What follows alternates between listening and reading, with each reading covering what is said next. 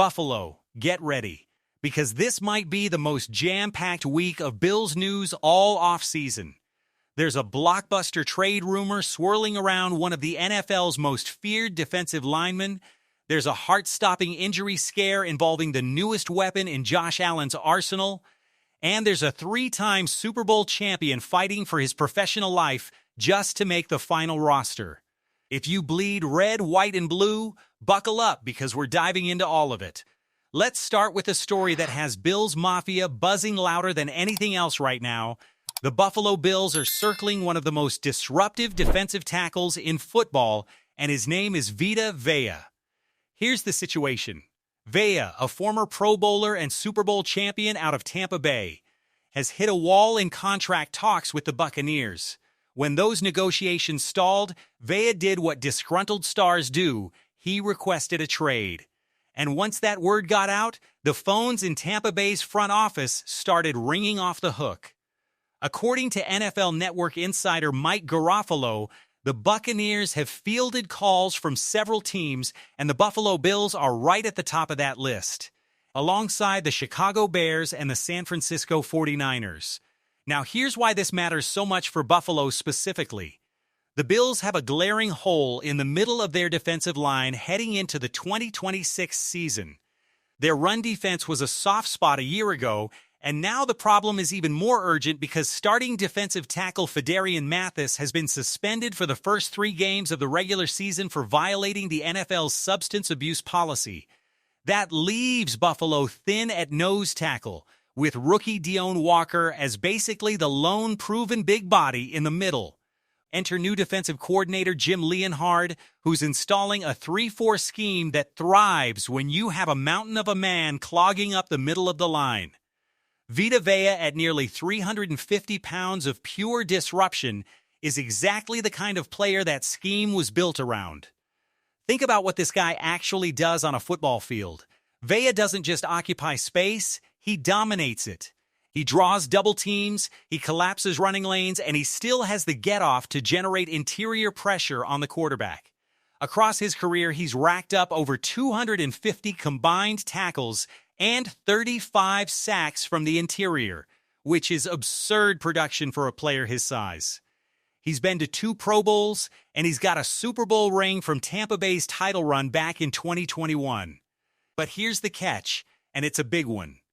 The Buccaneers are publicly insisting they are not trading Vea. Not now, not for anyone. Behind the scenes, though, there's more nuance. Insiders say there has been communication between the two sides about a new contract, and Vea reportedly wants a deal in the range of $30 million a year, which is a massive number for a 31-year-old interior lineman. If Tampa Bay can't or won't meet that price, the door to a trade could crack open fast. That's where Buffalo general manager Brandon Beane comes into play, and this is where things get really interesting. Beane has a reputation around the league as an aggressive deal maker. He's the guy who traded for Stephon Diggs, the guy who's never been afraid to mortgage future draft capital for a win-now piece. But he's also disciplined.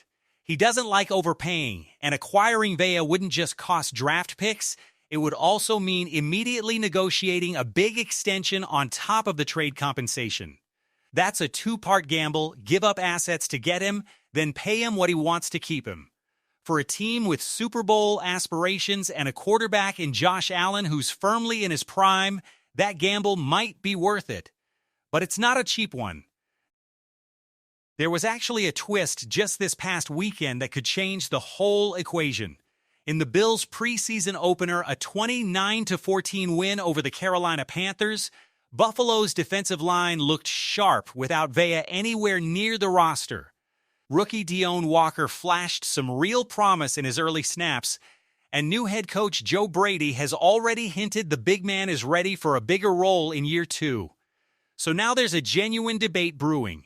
Do the Bills still need to go get Vea, or did their own young talent just make a strong case that they can solve this problem from within? One strong preseason series doesn't erase a full season of concerns, but it's enough to make Beane pause and think it over. So, Bills fans, here's the million-dollar question. Would you rather see Buffalo swing big for a proven disruptive force in Vita Vea, even if it costs a small fortune? Or do you trust the young guys already in the building to get it done? Either way, this is a storyline to watch closely as the preseason rolls on and the trade deadline for splashy moves like this starts creeping closer. Now let's shift over to the offense, because Buffalo's newest weapon gave fans a jolt of both excitement and terror in the very same afternoon.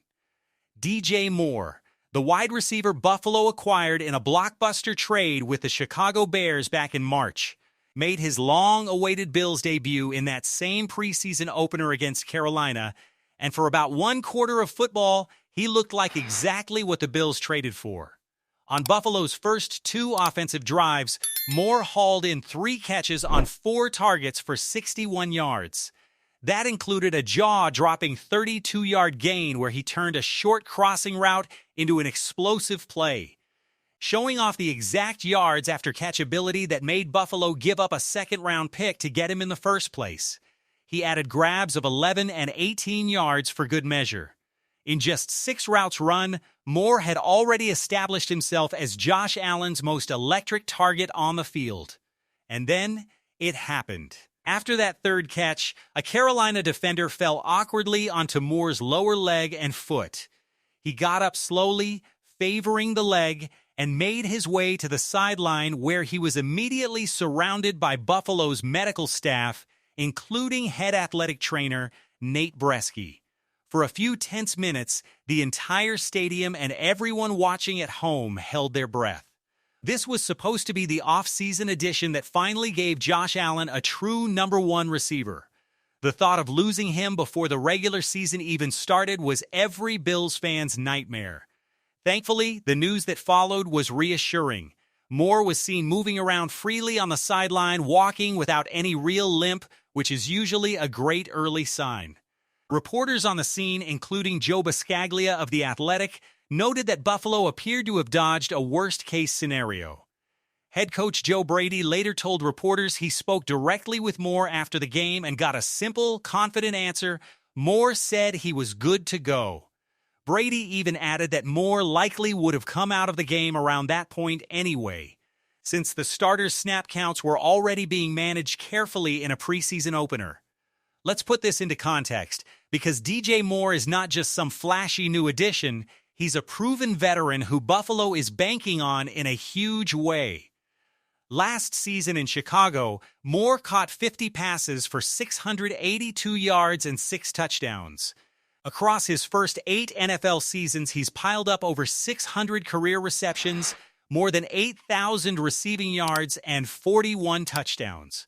Now entering his 9th season at 29 years old, he brings speed, physicality, and championship-level experience to a Buffalo receiving corps that badly needed another dynamic option after struggling to generate consistent yardage last year.